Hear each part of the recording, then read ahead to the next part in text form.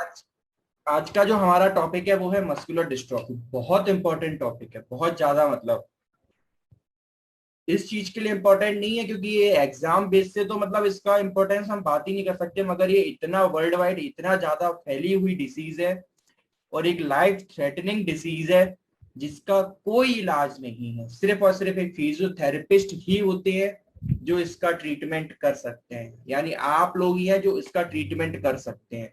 Again, ये एक progressive है तो इसका ट्रीटमेंट तो होना नहीं है, फिर आप सर बोल रहे हैं इसका ट्रीटमेंट कर सकते हैं। सिर्फ आप इसको क्या कर सकते हैं, रोक सकते हैं, यानी उसकी प्रोग्रेस को स्लो कर सकते हैं। अब आप समझेंगे, मैं आपको बताऊंगा किस तरीके से आप कर सकते हैं। बाकी इसका कोई ट्रीटमेंट नहीं है, ठीक है। इतनी खतरनाक डिसीज है क्या? क्या डेफिनेशन है मस्कुलर डिस्ट्रॉफी है क्या, हम इसको अभी समझने की कोशिश करेंगे। पहले समझते हैं है क्या। अगेन सबसे पहले हम नाम पे जाते हैं, जैसे मैं हर कोशिश करता हूं ना कि हर चीजों को नाम से समझाने की कोशिश करता हूं, वही हमारी पहले रहेगी। मस्कुलर यानी मसल्स। क्या समझ आया? मस्कुलर यानी मसल्स, ये तुम समझ गए। डिस्ट्रॉफी का क्या मतलब है? डिस्ट्रॉफी का मतलब दो में डिवाइड करो। डिसमिस क्या होता है? Bad, disturb. बैड यानी या डिस्टर्ब या कुछ भी समझ लो। ट्रॉफी का मतलब होता है क्या? Management of muscle nourishment. Management of muscle nourishment. क्या मैंने बोला? मसल्स का डिस्ट्रॉफी, मस्कुलर डिस्ट्रॉफी हो रहा है, यानी जो हमारी मसल्स हैं उनका बैड नरिशमेंट, उनका मैनेजमेंट खराब हो रहा है, उनका बैड नरिशमेंट हो रहा है, यानी हमारी मसल्स खराब हो रही हैं। नाम से हमने इससे ये समझ लिया कि इसकी मसल्स खराब हो रही हैं, और नाम में ही सब कुछ छुपा हुआ है इसका, ठीक है। यानी जो भी इसमें जाने वाली है वो क्या जाने वाली है? मसल्स है। तो मस्कुलर डिस्ट्रॉफी या जेनेटिकली, सबसे बड़ी चीज याद रखना, ये जेनेटिकली होती है। ये अभी इसको बताऊंगा। सबसे बड़ी चीज जेनेटिकली डिटरमाइंड प्रोग्रेसिव डिसऑर्डर। ये क्या? एक प्रोग्रेसिव डिसऑर्डर है, सबसे बड़ी चीज। यानी ये कंटिन्यूअसली ग्रेजुअली इंक्रीज करेगा। क्या दिखाएगा? Of muscles characterised by cycle of, अब ये बहुत इंपॉर्टेंट चीज है, बहुत इंपॉर्टेंट। ये चार फेजेस दिखाता है अलग अलग। ये डिसीज आपको चार फेजेस अलग अलग दिखाती है मसल्स के अंदर। क्या? ये एक तरीके से साइकिल चलती है, और ये साइकिल्स कंटिन्यूअस चलती ही है, क्योंकि प्रोग्रेसिव का मतलब क्या है कि साइकिल कंटिन्यूअस चलती जाएगी और आपकी मसल्स खराब होती जाएगी। किस तरीके से खराब होती है उन्हें समझने की कोशिश करो। मैं आपको पहले समझाता हूं कि होती कैसे है। अब बाकी इतना इतना बस इतना समझ लो कि प्रोग्रेसिव डिसऑर्डर, आगे का छोड़ो अभी। मस्कुलर डिस्ट्रॉफी क्या होता है? एक प्रोटीन होती है जिसका नाम होता है डिस्ट्रोफिन। क्या प्रोटीन का नाम है? डिस्ट्रोफिन। डिस्ट्रोफिन प्रोटीन है, इसी के नाम पे मस्कुलर डिस्ट्रॉफी ऐसा रखा गया है, ठीक है। डिस्ट्रोफिन प्रोटीन है। ये प्रोटीन करती क्या है, मैं आपको बताऊं। ये प्रोटीन क्या होती है? Dystrophin is a part of group of protein, यानी प्रोटीन कॉम्प्लेक्स। बहुत सारी प्रोटीन्स होती हैं जो मिलके एक प्रोटीन कॉम्प्लेक्स बनाती हैं। उसके अंदर एक बहुत इंपॉर्टेंट प्रोटीन होती है जिसका बहुत इंपॉर्टेंट रोल होता है, वो होती है डिस्ट्रोफिन। अब ये प्रोटीन क्या होती है, क्या करती हैं? बोले इनका काम क्या है? That work together to strengthen muscle fibre. अगर आप सबको मसल का स्ट्रक्चर याद है तो मसल किस तरीके से होते हैं? ये तो मसल्स है, लेकिन मसल्स बनी कैसे होती हैं? उनके बीच में फाइबर्स इस तरीके से अरेंज होते हैं, और यही फाइबर्स कॉन्ट्रेक्शन और रिलैक्सेशन में तो हेल्प करते हैं। यही फाइबर्स का एक दूसरे के ऊपर चढ़ जाते हैं तो कॉन्ट्रेक्शन हो जाता है, अपनी पोजीशन में वापस आ जाते हैं तो रिलैक्सेशन हो जाता है। सारी मैकेनिज्म आपने फर्स्ट ईयर फिजियोलॉजी में पढ़ी है। तो ये फाइबर्स होते हैं ना, इन्हीं फाइबर्स को क्या कराता है? स्ट्रेंथन। ये फाइबर, क्योंकि आप कितने सारे movements continuously contraction relaxation movement करे जा रहे हैं, ये फाइबर्स तो टूट जाने चाहिए। कितने भयंकर, आप तो 50 किलो उठा लेते हो एक बार में, 100 किलो का वेट उठा लेते हो, भाई साहब की फाइबर टूट जाने चाहिए। आप अपना पूरा वेट लेके चल रहे हो अपने पैरों पर, आपकी काफ मसल इन सबके फाइबर टूट जाने चाहिए। कैसे बने हुए हैं? क्योंकि उनके अंदर एक प्रोटीन कॉम्प्लेक्स है जिसके अंदर जो मेजर प्रोटीन डिस्ट्रोफिन है वो इसको हमेशा स्ट्रेंथन प्रोवाइड कराता है, स्ट्रेंथनिंग प्रोवाइड कराता है, strengthening muscle fibre and protect them from injury. क्या करता है? हमेशा इंजरी से बचा के रखता है during muscle contraction and relaxation. आप चलते हैं, आपकी पूरी बॉडी की एक कॉम्प्लेक्स मैकेनिज्म चलती है, बहुत सारी मसल्स एक साथ एक सिनर्जिस्ट पैटर्न में कॉन्ट्रेक्शन और रिलैक्सेशन में जाती है, तब आप चल पाते हैं। आप कोई भी काम करते हैं, सारे काम मसल्स के कॉन्ट्रैक्शन और रिलैक्सेशन से ही होते हैं। तो आप कंटिन्यूअसली हर समय, मैं बोल भी रहा हूं तो मेरी कितनी सारी फेशियल मसल्स है वो कंटिन्यूअसली कॉन्ट्रैक्शन और रिलैक्सेशन में जा रही हैं। और ये जाने की वजह से हो क्या रहा है? ये तो तुम फाइबर्स टूट जाने चाहिए अगर वो कंटिन्यूअसली काम कर रही हैं। क्यों नहीं टूटती? क्योंकि एक डिस्ट्रोफिन प्रोटीन है जो उसको स्ट्रेंथनिंग प्रोवाइड करा के रखता है और इनको टाइट करता है। अब आप लोग समझ गए कि अच्छा डिस्ट्रोफिन प्रोटीन है, ये खत्म हो जाएगा तो ये फाइबर सब क्या हो जाएंगे? टूटने लग जाएंगे। यानी इन पेशेंट में मसल वीकनेस होना स्टार्ट हो जाती है। अब होता क्या है? अब कोई भी दिमाग लगाओ, आप दिमाग लगाओ, ये मेरी क्या है? मसल है, इसके अंदर क्या है? फाइबर्स हैं, इसके अंदर फाइबर्स हैं। अब ये फाइबर्स को जो डिस्ट्रोफिन प्रोटीन है वो क्या हो गई? खत्म, मतलब खराब हो गई, खत्म हो गई, क्या हो गया वो हम आगे समझेंगे। अभी तो ये समझो हो क्या रहा है। अब ये प्रोटीन क्या कर रही है? इन फाइबर को स्ट्रेंथन कर रही है। अब ये प्रोटीन गई कट, प्रोटीन कटने से क्या हुआ? ये फाइबर्स पड़ गए वीक, वीक पड़ने के साथ इन फाइबर्स की क्या स्ट्रेंथनिंग चली गई, नरिशमेंट चलेगा। अब ये फाइबर लग जाएंगे मरने, अब ये मरने लग जाते हैं, खत्म होने लग जाते हैं। यानी और कोई भी चीज हमारे बॉडी में खत्म हो जाए तो वो उसकी क्या स्टार्ट हो जाती है? नेक्रोसिस। क्या स्टार्ट होती है? कोई भी चीज हमारी बॉडी में मरती है उसकी क्या स्टार्ट होती है? नेक्रोसिस।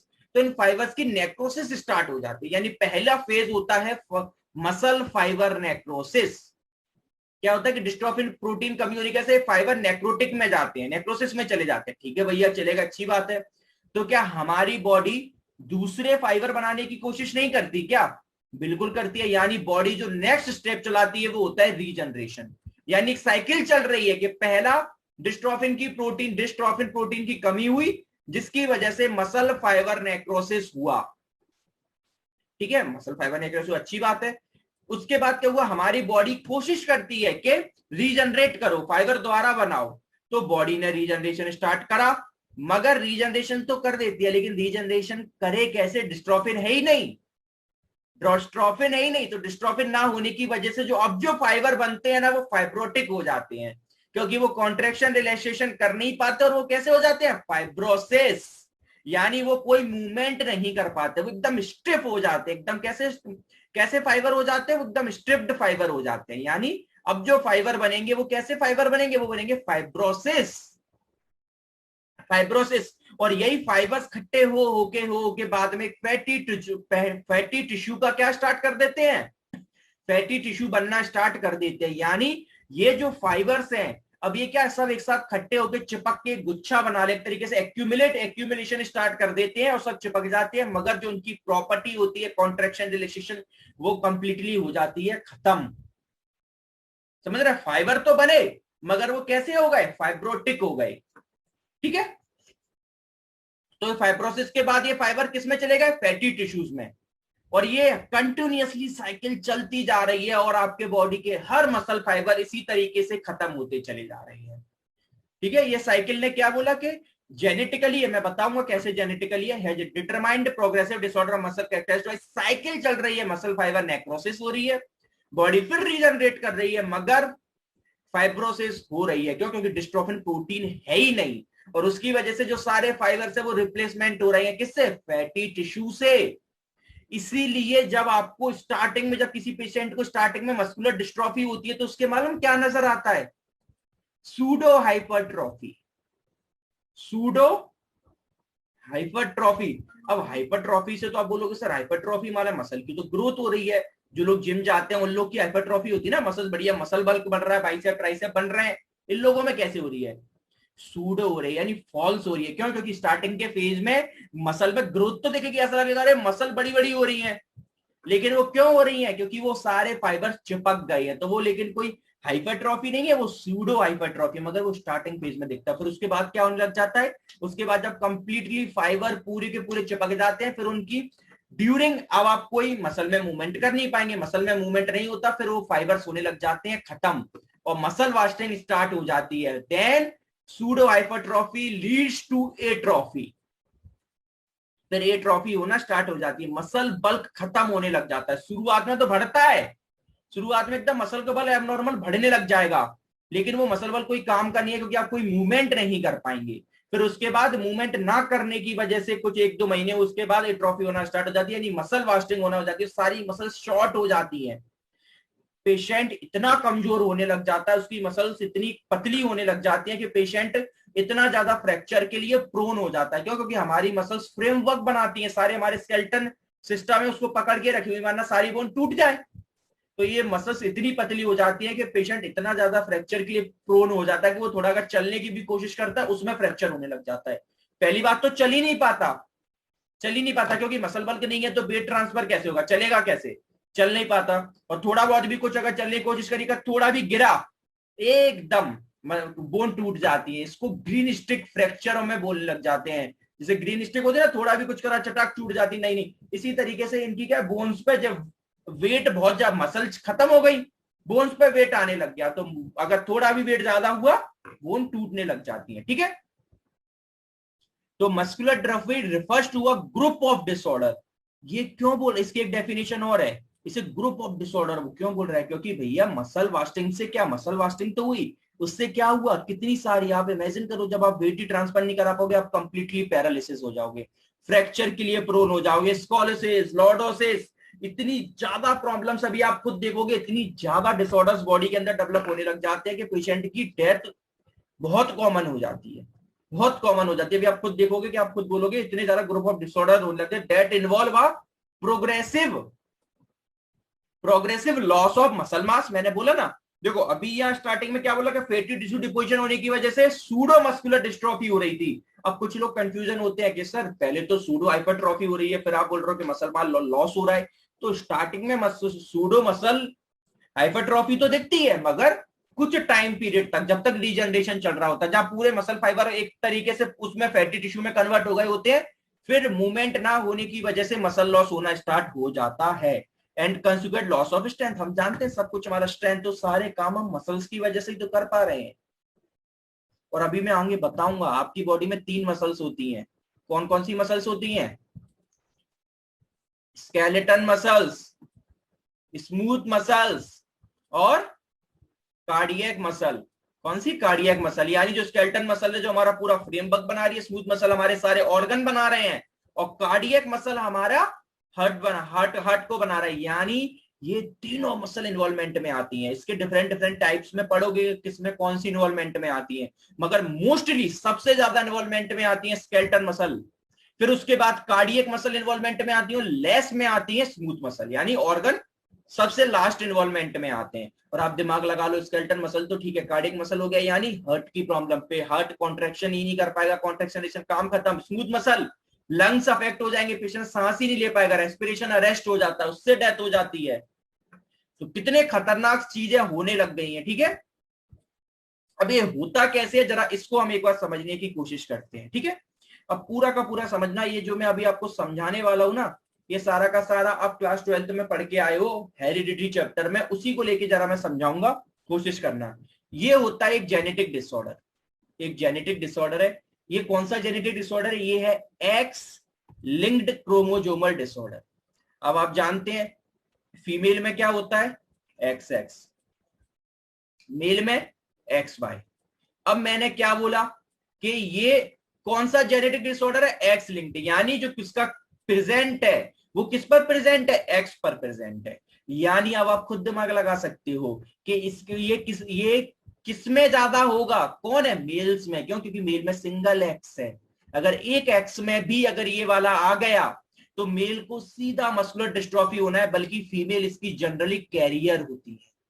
फीमेल में बहुत ही कम दिखता है, कैरियर होती है। फीमेल को तो जब होगा जब उनके दोनों एक्स पर आ जाए, और वो बहुत रेयर होता है, इसलिए फीमेल इसकी कैरियर होती है। इसलिए जब ये मोस्टली लड़कों को होता है, तो जब भी लड़कों को होता है तो वो जो ये चल के आ रहा होता है, ये माँ की फैमिली की तरफ से ये चल के आ रही होती है जेनेटिक प्रॉब्लम, इसकी माँ की फैमिली की तरफ से। अगर मैं कह दूं, अब हम जानते हैं, अब इसका अगर आप क्रॉस कराओगे तो क्या बनता है? इसी तरीके से तो क्रॉस बनता है।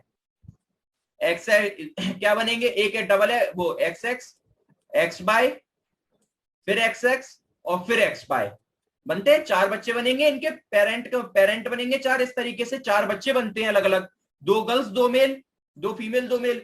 अब हुआ क्या कि किसी एक पर अब फीमेल पे बैठा हुआ, सपोज ये फीमेल कैरियर हुई, तो क्या होगा? ये फीमेल कैरियर हुई, तो अगर ये वाला इससे करा तो ये फीमेल तो नॉर्मल हो गई, ये तो कैरियर भी नहीं बनेगी। दूसरी वाली फीमेल है वो कहीं जाकर एक कैरियर बनेगी, यानी ये वाली फीमेल कैरियर बनेगी। और लड़कों में बोला एक लड़का नॉर्मल हो सकता है और दूसरा लड़का तो अफेक्टेड होना ही होना है। यानी लड़के का 50% चांस होते हैं अफेक्ट होने के, और बल्कि फीमेल के तो सिर्फ 50% चांस है कैरियर बनने के, और कैरियर में बिल्कुल माइल्ड सिम्टम्स दिखते हैं, ना के बराबर। बहुत ही कम चांस होता है कि फीमेल कब बने हो सकती है, जब कंप्लीटली कि मेल को भी, मेल ऐसा मेल जिसको मस्कुलर डिस्ट्रॉफी है और फीमेल कैरियर हो, तब कहीं जाकर एक फीमेल का चांस होता है मस्कुलर डिस्ट्रॉफी बनने का। ये यानी नियर टू नेग्लेजिबल, क्या होता है, नेग्लेजिबल होता है फीमेल का होना, इसलिए ये मेल्स में होता है। तो आपसे ये क्वेश्चन ऐसे आ सकते हैं डायग्नोस के रिस्पेक्ट में कि मेल आपसे क्वेश्चन लिख देंगे कि उसकी इनहेरिटेंस में पाया गया, तो आप क्या चेक करेंगे, बोले हम मम्मी की फैमिली यानी मदर फैमिली हिस्ट्री को चेक करेंगे डायग्नोस में, उसका पूरा इनहेरिटेड ट्री बनाएंगे। जब ये ऐसे लोग जब डॉक्टरों के पास जाते हैं तो पेरेंट और डॉक्टर हमेशा इनका ट्री बनाते हैं, मम्मी की फैमिली का ट्री बनाते हैं कि नाना नानी को है, फिर मामा को, तो मोस्ट कॉमन है ऐसे लोगों के मामा लोगों को बहुत मिलेगा, उनके मामा को, है ना, मामा लोगों को मिलता है, मौसी कैरियर हो सकती है, मम्मी कैरियर थी, है ना। तो इस तरीके से होता है। अब ये आपको क्लियर कंप्लीटली होना चाहिए कि किस तरीके से होता है। अब सब ठीक है, ये किसका है, हेरिडिटी। अब ये दो टाइप के होते हैं, कौन कौन से, देखो होते हैं बहुत सारे टाइप के, 7-8 टाइप के, लेकिन सबसे मोस्ट इंपॉर्टेंट टाइप के होते हैं दो टाइप के, that is Duchenne and Becker. Duchenne and Becker, ठीक है, दो ये टाइप के होते हैं, इन दोनों टाइप को अच्छे से समझो। सबसे खतरनाक होता है ड्यूकेन, सबसे खतरनाक, और ये बच्चों को होता है, मालूम है, बच्चों को किस एज में होता है मालूम है, 1 से लेके 3 ईयर्स, यानी डेवलपिंग एज में हो रहा है, जब सारी मसल्स बनना स्टार्ट कर रही है, बोन मर रही है, तभी होगा है। तो ये बच्चे, ये समझ लो 99% होता है कि 10 to 12 ईयर्स आने के बाद 15 की डेथ को बहुत कॉमन होती है, बहुत कॉमन। बहुत ही रेयर चांसेस होते हैं कि ऐसे बच्चे सरवाइव की कर पाए, और जो बेचारे सरवाइव करते हैं वो कंप्लीटली पैरालिटिक होते हैं, वो कभी जीवन में चल नहीं पाते, ये आप समझ लीजिए। तो Duquesne muscular dystrophy is a most common form of illness and it is a most severe form. ये भी अगेन याद रखना, ये बहुत खतरनाक होता है और बहुत सीवियर होता है, एक बार हो गया ना तो बच्चे के बहुत ही कम चांसेस होते हैं बचने के। Characterised by delay early motor development. अब बच्चों में क्या नजर मिलेगा, 1 से 3 साल में अगर आपने पढ़े हैं तो मोटर डेवलपमेंट मिलते हैं, हम बच्चों की जानते हैं 7-8 महीने पे क्या करते हैं, खड़ा होना स्टार्ट कर देते हैं, क्रॉलिंग स्टार्ट कर, 1 साल पे, फिर 1-1.5 साल पे चलना स्टार्ट कर देते हैं। तो ये सब आपको अर्ली मोटर डेवलपमेंट, उसके डिले मिलेंगे, वो चलेगा ही नहीं, मसल मास ही नहीं बन रहा है, चलना तो बहुत दूर की बात है, खड़ा नहीं हो पाएगा, क्रॉल नहीं कर पाएंगे ऐसे बच्चे। तो ये हमें नोटिस करना पड़ता है, ये सबसे बड़ा पॉइंट होता है कि अर्ली मोटर डेवलपमेंट देखना आना चाहिए कि इस टाइम पीरियड पे बच्चा बोलता है, इस टाइम पीरियड पे चलता है, और वो अगर नहीं आ रहे हैं तो दिखाओ डॉक्टर को क्या हो रहा है कि नहीं आ रहे हैं। तो उसके अर्ली मोटर जो जितने मोटर फंक्शन है वो सब डेवलपमेंट क्या हो जाएंगे, डिले हो जाएंगे, क्योंकि भैया बन ही नहीं रहा है मसल मास, मसल मास बन रहा, क्या डिस्ट्रोफिन प्रोटीन ही नहीं है ही नहीं है। और सबसे बड़ी बात, ड्यूकेन मस्कुलर डिस्ट्रॉफी में डिस्ट्रोफिन प्रोटीन कंप्लीटली एब्सेंट होती है, कंप्लीटली। आप सोचो, थोड़ी बहुत हो भी तो चलो काम चल जाए भैया, ये कंप्लीटली एब्सेंट, यानी पूरी की पूरी बॉडी खत्म हो जाती है, पूरी की पूरी बॉडी। बेकर में तो थोड़ा बहुत मिलेगा, बेकर बताऊंगा, बाकी सब में तो थोड़ा बहुत मिलता भी है। और जिन लोगों में ड्यूकेन वाले में तो पूरी बॉडी, लेकिन मोस्ट कॉमन जो बेकर टाइप का होता है उसमें लोअर लिम्ब जाता है, अभी मैं आगे समझाऊंगा आगे, ठीक है। 1 से 3 साल, इसमें फिर आगे चल के स्कॉलियोसिस, बच्चों में क्या मसल मास नहीं है, कहीं भी एक साइड बॉडी जा रही है, कॉन्ट्रेक्चर बनना लग गए हैं, और 12 साल तक आते आते तो बच्चा कंप्लीटली लॉस ऑफ एम्बुलेशन यानी वॉकिंग, कंप्लीटली पैरालिसिस हो जाता है। स्टार्टिंग में सूडो हाइपरट्रॉफी देखने को मिलती है, और ये मोस्ट कॉमन नजर आती है काफ मसल में। मस्कुलर डिस्ट्रॉफी सबसे मोस्ट कॉमन आपको काफ मसल में ही नजर आती है, सबसे ज्यादा कॉमन। और इसी वजह से इनका एक बहुत होता है कि ऐसे लोगों को आप टोस पे खड़ा करेंगे तो वो खड़े नहीं हो पाएंगे, ये बहुत बड़ा साइन होता है। देखो बच्चे तो ड्यूकेन वाला है, मैं बेकर बेकर का आगे बताऊंगा अभी कि उनका एक बहुत बड़ा साइन है, आप जब इनको टोस पे खड़े करते हो बिल्कुल नहीं हो पाते, क्योंकि काफ मसल कंप्लीटली अपनी स्ट्रेंथ को लॉस कर चुकी है, ठीक है। तो सूडो हाइपरट्रॉफी स्टार्टिंग फेज में बच्चों में देखने को मिलती है, कहां पर, जनरली कार्डियक मसल में, फिर उसके बाद लीड कर जाती है एट्रॉफी में। आपको देखो बच्चे दिखाऊं क्या कैसे होते हैं, इस तरीके से, इस तरीके से मसल लॉस हो रहा है,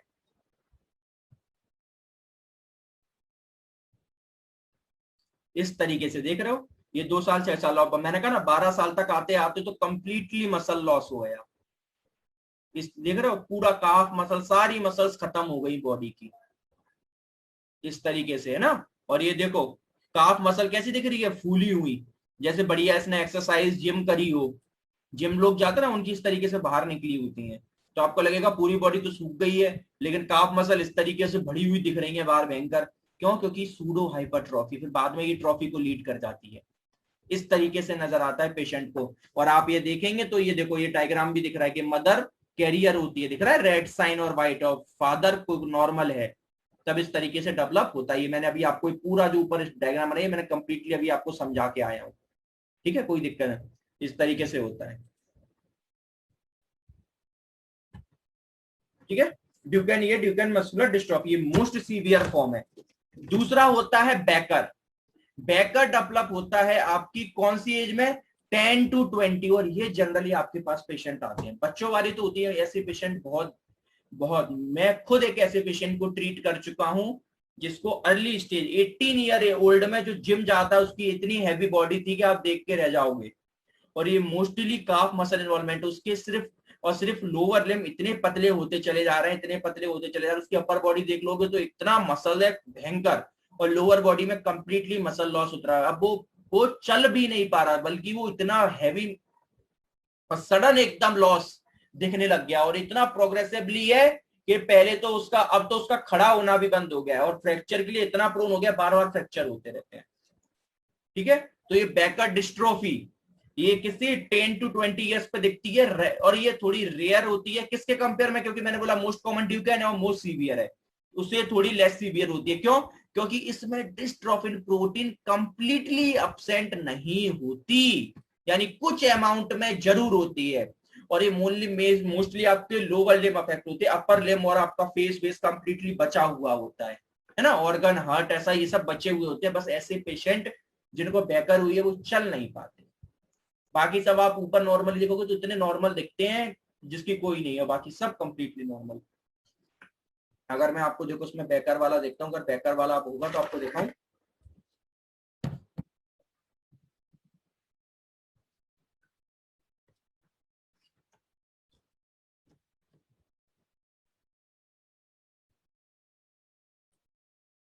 ये देखो पूरी अपर बॉडी इतनी नॉर्मल दिखती है, और देखो काफ मसल में एबनॉर्मल हाइपरट्रॉफी दिख रही है, कितनी फूली हुई, लेकिन पैर बिल्कुल फिर आगे आगे चल के पतले होने लग जाते हैं, ऐसे लोग चल नहीं पाते।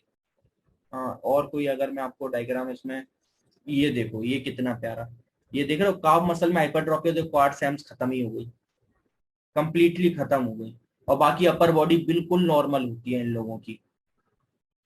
इस तरीके से देखो, देख रहे हो इनमें अपर बॉडी का नॉर्मल दिख रही है, पेशेंट खड़े नहीं हो पाते, चल नहीं पाते, इस तरीके से दिखता है, बाकी सब इनका नॉर्मल दिखता है, ठीक है। रेयर होती है ड्यूकेन से, प्रेजेंट इन लेटर एज यानी 10 to 20, ये याद रखना, usually with limb girdle involvement. Limb girdle मतलब होता है आपके शोल्डर और हिप, जहां से आपके लिम्ब स्टार्ट होते हैं, शोल्डर से अपर लिम्ब और हिप से लोअर लिम्ब, और मोस्टली जो अफेक्ट होने वाला होता है वो लोअर लिम्ब गर्डन इन्वॉल्वमेंट होता है इसमें, ठीक है। और सूडो हाइपरट्रॉफी इसमें भी दिखती है, किस कौन सी मसल में दिखती है? काफ मसल में, ठीक है, याद रखना है, काफ मसल में सूडो हाइपरट्रॉफी। और प्रोग्रेसिवली ये उससे थोड़ा स्लो होता है, नहीं तो ड्यूकेन वाला तो बहुत ही खतरनाक हो गया ना। इसके कॉज क्या क्या है, क्यों होती है पूरा का, अब क्या होता है, अब मैं आपको बताऊं, हमारे बॉडी में आपको अगर आपको स्ट्रक्चर्स पता है, हमारे बॉडी में कोई भी प्रोटीन कहाँ बनता है, ये सेल है, सेल के अंदर न्यूक्लियस होता है, न्यूक्लियस के अंदर क्या होता है, डीएनए। डीएनए के अंदर डीएनए जब रेप्लिकेट करता है, ट्रांसक्रिप्शन चला के आरएनए बनाता है, और आरएनए ट्रांसक्रिप्टेस चला के, पहले क्या चलता है, ट्रांसक्रिप्टेस, यानी डीएनए कन्वर्ट होता है ट्रांसक्रिप्टिव से किसमें, आरएनए में, और आरएनए ट्रांसलेशन चला के कन्वर्ट किसमें होता है, प्रोटीन में, हर इसी में। अब क्या होता है, अब ये जो जेनेटिक प्रॉब्लम है, अब जो इसमें क्या एबनॉर्मल जीन आ गया, वो जीन तो हमारा तो है नहीं बॉडी का, एबनॉर्मल जीन आ गया, वो करेगा क्या, वो एबनॉर्मल जीन हमारे बॉडी के जीन का, जो हमारे बॉडी में डीएनए है, जो नॉर्मल जेनेटिक मटेरियल है उसमें म्यूटेशन कॉज करा देगा, क्या करा देगा, म्यूटेशन, यानी ये हमारे नॉर्मल डीएनए में क्या करा देगा, जेनेटिक म्यूटेशन। बोले इससे क्या हो जाएगा, बोले जब डीएनए में एबनॉर्मल जेनेटिक म्यूटेशन होने की वजह से जो ये डिस्ट्रोफिन प्रोटीन बनने की प्रोसेस है ये बंद हो जाती है। ठीक है, तो जो एबनॉर्मल जीन आया उसने जेनेटिक म्यूटेशन करा दिया, तो डीएनए अब जो नॉर्मल डिस्ट्रोफिन प्रोटीन उसे बनानी चाहिए थी वो अब नहीं बना पा रहा। ठीक है, तो certain genes are involve in making proteins that protect muscle fibre from damage. हम बात कर चुके, वो प्रोटीन कौन सी है? डिस्ट्रोफिन प्रोटीन है। तो muscular dystrophy occurs when one of the gene, कौन सा जीन जो मां से आया इज डिफेक्टिव था, सो वो क्या कर देगा, वो अब मैंने आपको पूरी बता दी डीएनए से आरएनए, आरएनए से कैसे बनता है, तो उसके अंदर वो चेंज करके जेनेटिक म्यूटेशन करा देगा जिसकी वजह से ये नहीं बनती। कॉम्प्लिकेशंस में भैया सब लिख दो जो आपके मन है, मैं आपको क्या बोल रहा हूं, आपको खुली छूट है, खुली छूट है, आप जो लिख सकते हो वो लिख देना। ट्रेवल वॉकिंग फ्रैक्चर में तो कुछ इसमें लिख रहा हूं आपको, तो जो मन में आए वो लिख देना। Travel walking, contracture, breathing problem, scoliosis. अब ब्रीथिंग प्रॉब्लम क्यों क्यों हुई? क्योंकि लंग इन्वॉल्वमेंट में आ गया, लंग्स की मसल इन्वॉल्वमेंट में आ गई। हार्ट प्रॉब्लम क्यों हुई? क्योंकि कार्डियक मसल इन्वॉल्वमेंट में आ गई। डिफिकल्टी इन स्वेलिंग, बाकी सारी मसल तो है ही इन्वॉल्वमेंट में।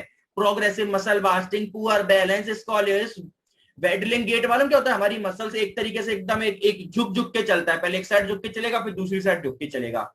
पेशेंट कंटिन्यूसली झुक झुक के चलेगा, क्योंकि चलेगा क्योंकि जो हमारी मेजरली जो हमारी ग्लूट्स मसल होती हैं, जनरली ग्लूटियस मीडियस होता है, बाकी और भी मसल्स और सारी मसल्स क्या है वास्टिंग में चली जाती है, तो पेशेंट ऐसा झुक झुक के चलता है। कार्डियोमायोपैथी क्यों? क्योंकि कार्डियक मसल इन्वॉल्वमेंट में होगी। सब range of motion, calf deformation, muscle spasm, respiratory difficulty, अभी मैंने पॉइंट छोड़ा भी बताऊंगा, रेस्पिरेटरी डिफिकल्टी। ठीक है, आप बाकी और जो आपके, अब ये मत लिख के आना कि भैया उसका ब्रेन खराब हो गया ना, अब आप समझ सकते हो मसल्स से रिलेटेड जो कुछ है सब लिख दो। ऑर्गन फेलियर लिख सकते हो, कोई गलत नहीं, कार्डियक फेलियर लिख सकते हो, लेकिन ये थोड़ा लिख सकते हो कि वो भैया वो बंदा मेंटली डिस्टर्ब हो गया या नींद नहीं आ रही, हेलुसिनेशन, ये सब नहीं है ना। मसल से रिलेटेड चीजें आपको जो समझ आनी है वो लिख दो, कुछ भी गलत नहीं होगा। ठीक है, अब इसमें एक गोवर साइन बहुत इंपॉर्टेंट होता है, ये साइन आपके लिए गोल्डन मार्क है, ये 2 नंबर में क्वेश्चन सीधा बनता है।